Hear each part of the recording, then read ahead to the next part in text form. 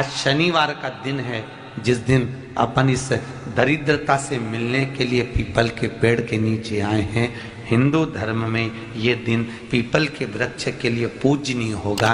जो भी शनिवार के दिन पीपल के वृक्ष की पूजन करेगा, दूध चढ़ाएगा या मिष्ठान का भोग लगाएगा, लक्ष्मी और नारायण उसके घर में प्रवेश कर जाएगा। लक्ष्मी और नारायण उसके घर में प्रवेश करेगा। इसलिए नियम बनाया। कौन से दिन का? शनिवार। लक्ष्मी जी बोली, नारायण आपने तो एक दिन का वार लिख दिया। शंकर जी ने 7 वार बनाए हैं, रविवार, सोमवार, मंगल, बुध, गुरु, शुक्र और शनि। ये शिव जी ने बनाया। अब एक दिन आपने अपना बना लिया, बाकी के दिन अगर कोई इस पीपल के वृक्ष के नीचे आएगा और यहाँ तो दरिद्रता बैठी है, तो उसका क्या होगा? भगवान नारायण बोले, सुन दरिद्रता, तेरे से एक विनती है, अगर कोई भी मनुष्य इस पीपल के पेड़ के नीचे अगर 7 दिन में आता है और उसके हाथ में अगर कोई सामग्री होती है तो तू उसके घर में प्रवेश नहीं करेगी। नियम है पीपल के वृक्ष का, या तो पानी का लोटा लेकर जाओ, कुंकू का चोपड़ा लेकर जाओ, शक्कर लेकर जाओ, या पेड़ के नीचे चींटी को डालने के लिए आटा ले जाओ, पर खाली हाथ पीपल के वृक्ष के नीचे कभी मत जाओ, कभी नहीं जाओ। खाली हाथ जाओगे तो दरिद्रता तुम्हारे घर में प्रवेश करेगी। दरिद्रता उठकर खड़ी होकर बोली, नारायण तुमने अपनी मनमानी करी है, एक दिन मुझे भी मेरा चाहिए। भगवान ने कहा, बोल कौन सा दिन चाहिए? दरिद्रता कहती है, रविवार के दिन इस पीपल के वृक्ष के नीचे मैं दिन भर नृत्य करूं, इसमें रहूं, और जो यहाँ आए रविवार को मैं उसके घर में प्रवेश करूं। भगवान ने कहा, ठीक है। दरिद्रता, रविवार का दिन एक ऐसा दिन रहेगा जिस दिन तू इस पीपल के वृक्ष के नीचे नृत्य करेगी, और जो आएगा इस पीपल के वृक्ष के नीचे तो उसके साथ प्रवेश करेगी। मैंने तुझे वर दिया। इसलिए हमारे यहाँ केवल पीपल का वृक्ष अगर दीवार में भी लग जाता है ना, किसी की फैक्ट्री की दीवार में, किसी के घर की दीवार में पीपल का वृक्ष अगर लग जाता है, पीपल का पौधा लग जाता है, उसको कितना भी तोड़ लो वो वापिस लग जाएगा। फिर तोड़ोगे फिर लग जाएगा। अगर पीपल के पौधे को तोड़ना है तो केवल रविवार का दिन एक नींबू, एक मिर्ची और बमूल का कांटा, ये 3 चीजें रखने के बाद में आधे घंटे बाद रविवार के दिन पीपल के पेड़ को उखाड़ कर फेंक दो। दूसरी बार कभी पीपल दीवार में लगता ही नहीं, कभी नहीं लग सकता। केवल एक रविवार का, केवल एक संडे, इतवार का। घर में दीवारों पर अगर पीपल लग भी गया है, इसलिए पीपल के वृक्ष को उखाड़ने का, अगर घर में पीपल लगा हुआ है या पीपल का पौधा हमारे घर में लग गया, उसको उतारना, निकालना, लगाना, तो पीपल के वृक्ष को अगर निकाला जाता है तो रविवार के दिन, और अगर पीपल के वृक्ष को कहीं लगाया जाता है तो सोमवार के दिन या मंगलवार के दिन, बुधवार के दिन, इन दिनों में लगा सकते पीपल के वृक्ष कहीं लगाना। शनिवार का दिन एक ऐसा दिन होता है जिस दिन पीपल के वृक्ष को कहीं जाकर लगाया नहीं जाता, क्योंकि शनिवार के दिन पीपल के वृक्ष के नीचे लक्ष्मी रहती है। हम अपने हाथों से अगर पीपल का वृक्ष किसी दूसरी जगह पर शनिवार को रोपित करते हैं तो हमारे घर की लक्ष्मी अपने घर से छिन्न होकर चली जाती है। इसलिए शनिवार के दिन पीपल लगाया नहीं जाता, किसी के घर जाकर उसको वापस पलटा नहीं जाता। लग गया उसको डाल। प्रभु मेरी धर्म पत्नी को कहाँ रखूं आप बताओ? वो तो जहाँ यज्ञ होता है, अनुष्ठान होता है, दान होता है, पुण्य होता है, सत्कर्म होता है, वहां जाने को तैयार नहीं। अब करूं क्या? भगवान ने बोला एक काम करो। दुर्वासा जी बोले, जिसके यहाँ रात्रि में बर्तन झूठे पड़े रहते हो उसके घर में इस दरिद्रता को लेकर तुम प्रवेश कर जाना। जिसके यहाँ रात्रि में बर्तन झूठे पड़े हो वहां लेकर प्रवेश कर जाओ। दूसरी जगह दुर्वासा जी बोले, जो स्त्री घर में दोपहर के समय पर सो रही हो उसके घर में इसको लेकर प्रवेश कर जाएगी। जो स्त्री दोपहर के समय में घर पर सो रही हो इस दरिद्रता को लेकर प्रवेश कर जाइए। तीसरा, जिसके यहाँ पर दरवाजे पर कांटे वाले पौधे लगे हों उस घर में इस दरिद्रता को लेकर प्रवेश कर जाइए। दरिद्रता, कितनी सुंदर बात कही है। दाता और विधाता, कौन कौन? दाता और विधाता। लक्ष्मी और दरिद्रता के सगे भाई हैं। कौन कौन? दाता और विधाता। दाता को फिटकरी प्रिय है, विधाता को नमक प्रिय है। ये दोनों हमेशा लक्ष्मी को और दरिद्रता को दोनों को समझाते थे, दोनों में प्रेम बढ़ाते थे। आज भी हिंदू धर्म की रीति है, यहां तो ठीक है, जिसके यहां पर भी अगर थोड़ी सी भी परेशानी होती है, थोड़ा सा क्लेश होता है, अशांति होती है, लक्ष्मी नहीं टिक रही हो, काम नहीं बन रहे हो, बहुत प्रयास करा जा रहा हो और हमारा कार्य नहीं होता, तो क्या करते हैं? फिटकरी और नमक को पानी में डाल देते हैं और घर में पोछा लगा देते हैं। आप लोगों ने आजकल फेसबुक पे भी पढ़ा होगा, व्हाट्सएप पे भी पढ़ा होगा। तो क्यों लिखा उसमें? उसका कारण ही केवल ये है कि दाता और विधाता की प्रियता उसमें। माता ख्याति के जो 4 बच्चे हुए, इसमें जो 2 लड़के हैं, दाता और विधाता, उसकी प्रियता उसमें, उसकी पूर्णता उसमें। अब दुर्वासा जी बोले अपनी धर्म पत्नी को वहां लेकर, जहां कांटेदार पौधे लगे हों वहां पर लेकर प्रवेश कर जाइए। कांटेदार पौधों में उस दरिद्रता का निवास हो गया। कितना विचित्र कथा यहां वर्णन करी है। श्रीमद् भागवत के अंतर्गत जो वर्णन किया कि मृत्यु निश्चित है, रोग ऐसा शनि महाराज के कारण हो गया हो, अच्छे काम करते करते उल्टे हो रहे हैं, होते हैं किसी किसी के साथ में, विपरीत परिस्थितियां आ जाती है, अच्छा करने जाओ बुरा हो जाता है, अच्छा कर्म करने जाओ बुरा हो जाता है।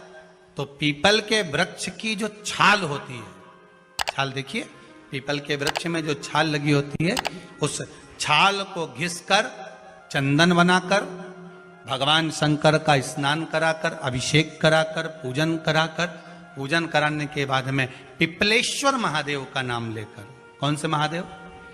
पिपलेश्वर महादेव का नाम लेकर वो जो घिसी हुई छाल होती है, उस छाल का तिलक भगवान शंकर को लगा लो और उसी का थोड़ा सा भाग अपने कंठ पर, मस्तक पर लगाना प्रारंभ कर दो। धीरे धीरे जो विपरीत दशा है वो सुधरना प्रारंभ हो जाती है। पर नाम याद रखना, पिपलेश्वर। काशी में जो शिव जी की स्थापना कौन ने करी? काशी में जो शंकर भगवान बैठे उनकी स्थापना करी थी शनि महाराज ने। किसने करी थी? शनि महाराज ने।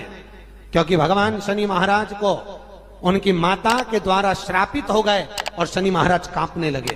शनि महाराज कांपते कांपते, मैं जाऊं तो जाऊं कहां, करूं तो करूं क्या? महाराज शनि महाराज दौड़े और दौड़कर भगवान भोलेनाथ के पास पहुंचे। हे शंकर, त्रिकालदर्शी, कैलाशी, अविनाशी, कृपा करिए बाबा भोलेनाथ, कृपा करो। क्योंकि दुनिया में 33 करोड़ देवी देवता हैं जिनको शनि लग सकता है, केवल एक किसको छोड़कर? शिव को छोड़कर। राम जी को शनि लगा तो 14 वर्ष वनवास चले गए। कृष्ण को शनि लगा तो मथुरा छोड़कर द्वारका चले गए। शनि लगा, हनुमान जी को शनि लगा तो गुफा में बैठकर राम राम जपना पड़ा। शनि सबको लगता है, केवल शनि नहीं लगता तो एक मेरे महादेव को, मेरे भोले बाबा को नहीं लगता। शंकर के पास में शनि आ गए। शनि ने आकर कहा, भोलेनाथ कृपा करिए बाबा, मैं बड़ा कष्ट में हूं, मैं करूं क्या? बाबा भोलेनाथ ने कहा, जा गंगा जी के तट पर काशी में जाकर एक शिवलिंग की स्थापना कर, उसकी आराधना कर और तेरा शरीर ठीक हो जाएगा, कष्ट नहीं भोगेगा। शनि महाराज ने काशी में जाकर शिव जी की स्थापना करी। आज भी नियम है, जिसको शनि लग जाता है एक काजल की डिब्बी ले लो और काजल की डिब्बी को 21 बार उतार कर उसको एकांत में जाकर, जंगल आदि में एकांत में किसी पेड़ के नीचे इतना सा खड्डा खोद कर उसमें काजल की डिब्बी को डाल दो और मिट्टी से पूर दो, उस व्यक्ति का शनि समाप्त हो जाता है। काशी विश्वनाथ का नाम लेकर काजल की डिब्बी को 21 बार उतार कर अगर काशी विश्वनाथ का नाम लेकर शनि वाले व्यक्ति को अगर पेड़ के नीचे दबा दे, शनि समाप्त, शनि उसको परेशान नहीं कर सकता। काशी कितनी मूलता है। उस क्रम को देखिए, भगवान शंकर पर विश्वास रखकर एक एक पल, एक एक घड़ी, एक एक समय, एक एक नक्षत्र का शिव महापुराण में वर्णन है। यहां तक शास्त्र कहता है कि पीपल के वृक्ष की जब भगवान शिव रचना करे, पीपल के वृक्ष की जब रचना करी गई तो उस पीपल के वृक्ष में भी कौन सा समय किसका है ये शिव महापुराण वर्णन करती है। सुबह 4 बजे से लेकर 7:30 बजे तक पीपल के वृक्ष में ब्रह्मा जी का वासा होता है। 7:30 बजे से लेकर 10:30 पौने 11 बजे तक पीपल के वृक्ष में भगवान विष्णु का वासा होता है। 10:30 बजे से लेकर पीपल के वृक्ष में 11:30 बजे तक पितरों का वासा होता है। 11:30 बजे से लेकर 12:30 बजे तक पीपल के वृक्ष में आहूतों का वासा होता है। 12:30 बजे से लेकर शाम को 4 बजे तक पीपल के वृक्ष में वासुकों का वासा होता है। 4 बजे से लेकर शाम को 7:30 बजे तक पीपल के वृक्ष में शंकर का वासा होता है। 7:30 बजे से लेकर 9:30 बजे तक पीपल के वृक्ष में कुबेर का वासा होता है। 9:30 बजे से लेकर फिर कुबेर के वृक्ष में अन्य देवों का वासा चालू हो जाता है। इसलिए हमारा हिंदू धर्म कहता है, हमारे शास्त्र कहते हैं कि पीपल के वृक्ष को जब पूजा जाता है, पीपल के वृक्ष की जब पूजन करी जाती है तो सुबह 10:30, 11, ज्यादा से ज्यादा 11:30, ज्यादा से ज्यादा 12, उसके पहले पीपल के वृक्ष की पूजन कर लेना चाहिए। रात को कुबेर का वासा होता है, इसलिए पीपल के वृक्ष में दीपावली के दिन रात्रि को 8:30 बजे से लेकर 9:30 बजे के बीच में जो पीपल के वृक्ष के नीचे घी का दिया लगाता है उसके घर में कभी संपदा की कमी नहीं आती है, क्योंकि कुबेर स्वयं विराजमान होता है पीपल के वृक्ष के नीचे। क्यों? क्योंकि 11:30 बजे से लेकर 12:30 बजे तक पीपल के वृक्ष में पितरों का वासा रहता है, आहूतों का वासा रहता है, फिर वासुकों का वासा आता है। पितृ किसको कहते हैं? महाराज जो पूरी उम्र लेकर चले गए और उनके भीतर अभिलाषाएं बहुत थी, मैं ये भी करना चाहता हूं, मैं ये भी करना चाहता हूं, वो पितृ हो जाते हैं। आहूत किसको कहते हैं? जिस माता के गर्भ में बच्चा जन्म ले और मर जाए, या 6 महीने का गर्भ धारण करने के बाद अवर्षण हो जाए, जीव पड़ने के बाद 6 महीने के बाद अगर बच्चा गर्भ में भी शांत हो जाता है, कुंवारी अवस्था में शांत हो जाता है, जिसका विवाह नहीं हुआ ऐसा बच्चा जब शांत हो जाता है, अधोगति में कोई मर जाता है, सुसाइड कर एक्सीडेंट में किसी भी रूप में मर जाता है तो वो आहूत कहलाता। शनिवार के दिन जो पीपल के वृक्ष में सरसों के तेल का दीप लगाता है उसको शनि कभी परेशान नहीं करता। एक बात हमेशा ध्यान रखिएगा, मान लो अगर कोई भारी रोग ऐसा शनि महाराज के कारण हो गया हो, अच्छे काम करते करते उल्टे हो रहे हैं, होते हैं किसी किसी के साथ में, विपरीत परिस्थितियां आ जाती है, अच्छा करने जाओ बुरा हो जाता है, अच्छा कर्म करने जाओ बुरा हो जाता है। तो पीपल के वृक्ष की जो छाल होती है, छाल देखिए, पीपल के वृक्ष में जो छाल लगी होती है, उस छाल को घिसकर चंदन बनाकर भगवान शंकर का स्नान कराकर, अभिषेक कराकर, पूजन कराने के बाद में पिपलेश्वर महादेव का नाम लेकर, कौन से महादेव? पिपलेश्वर महादेव का नाम लेकर वो जो घिसी हुई छाल होती है उस छाल का तिलक भगवान शंकर को लगा लो और उसी का थोड़ा सा भाग अपने कंठ पर, मस्तक पर लगाना प्रारंभ कर दो। धीरे धीरे जो विपरीत दशा है वो सुधरना प्रारंभ हो जाती है। पर नाम याद रखना, पिपलेश्वर।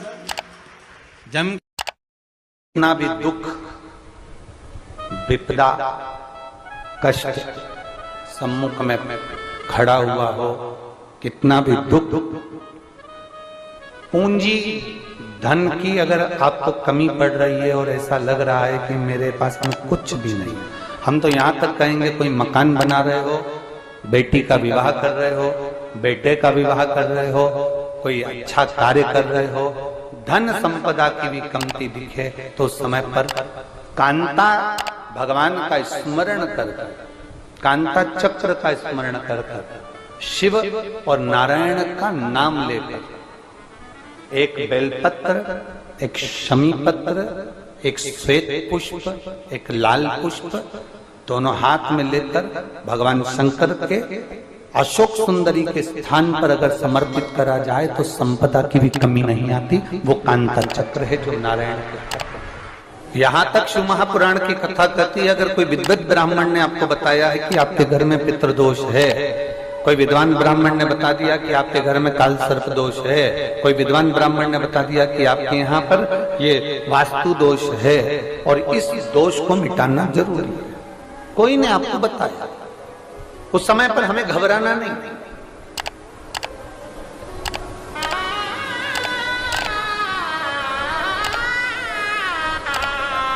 उस समय में घबराने का क्रम नहीं है। कहते हैं पीपल का जो जल झड़ता है पीपल के वृक्ष से, आप लोगों ने कभी देखा है कि नहीं देखा, वो हमको नहीं मालूम।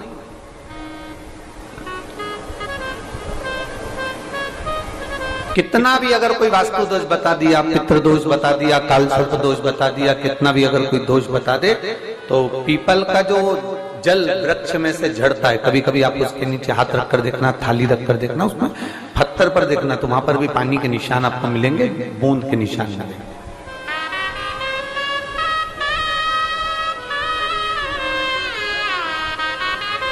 मात्र उस पीपल के वृक्ष के जल की एक बिंदी, एकमात्र बिंदी, शंकर भगवान का जो शिवलिंग है जलाधारी है, चरण है, गणेश कार्तिक का स्थान है, अशोक सुंदरी का स्थान है, और प्रत्येक जलाधारी में से पानी बीच में से आकर नीचे की ओर गिरता है, नीचे की ओर गिरता है। आप लोगों के स्मरण में हमने पहले भी बताया कि राइट में किसका स्थान है, गणेश जी का, लेफ्ट में कार्तिक के, बीच में अशोक सुंदरी, ये क्या है, पार्वती जी का हस्त कमल शिवलिंग, और ऊपर से जो जल एक एक बूंद शंकर जी के शिवलिंग पर गिर रहा है, वो शंकर जी की 5 लड़कियां जया, विषहरा, शामलीवारी, दौतली और देव, शंकर जी की 5 लड़कियों एक एक बूंद पानी शिव जी पर गिरा रहा है। जहां जल नीचे गिरता है उस स्थान से जहां तक जल बहकर जा रहा है, उस स्थान तक 33 कोटि देवताओं का स्थान, 33 कोटि देवताओं का स्थान।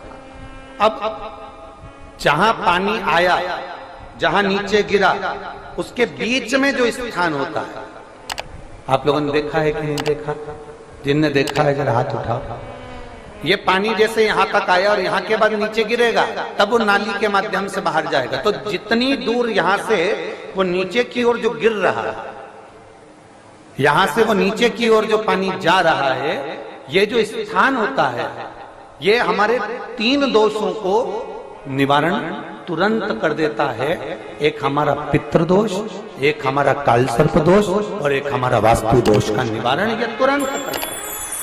और ये तो हमने केवल आपको शिव महापुराण के माध्यम से बताया कि ये 3 दोष का निवारण कर देता है, पर यदि कभी आप ध्यान से लिंग पुराण को पढ़ेंगे, आप यदि लिंग पुराण को पढ़ेंगे और गीता प्रेस गोरखपुर की लिंग पुराण को लाकर यदि आप पढ़ते हैं, या गीता प्रेस गोरखपुर की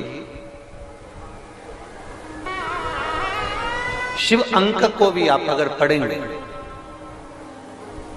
उसका नंबर हमारे स्मरण में नहीं आ रहा है, शिव अंकों को भी अगर आप पढ़ेंगे तो उसमें भी आपको वर्णन मिलेगा कि हम तो केवल 3 दोष का बता रहे हैं, पर हमारे शास्त्र तो यहाँ पर और भी दोषों का वर्णन कर रहे हैं। जैसे किसी ने बता दिया आपको शनि का दोष है, किसी ने बता दिया मंगल का दोष है, किसी ने बता दिया आपको केतु का दोष है, किसी ने बता दिया आपको राहु का दोष है, किसी ने आपको कह दिया कि बृहस्पति का दोष है, किसी ने कह दिया आपको ये वाला दोष है। दुनिया के जितने दोष पीपल के वृक्ष के झड़ता हुआ जल की एक